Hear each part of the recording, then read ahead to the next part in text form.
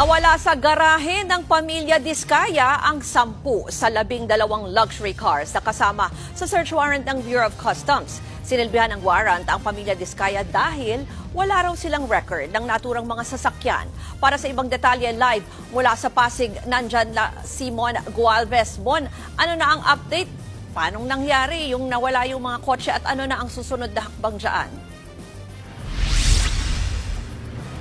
Ruth, sumatotal, nasa 3 luxury vehicles ang na-hold o hinold ng Bureau of Customs matapos ihain ngayong search warrant dito sa compound ng St. Gerard Construction sa Pasig na pagmamayari ng pamilya Diskaya.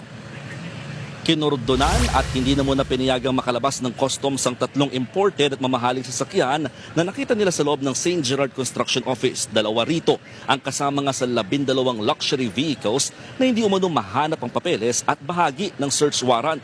Git ng customs, nais nilang matukoy kung dumaan ba mga ito sa tamang importation at hindi smuggled.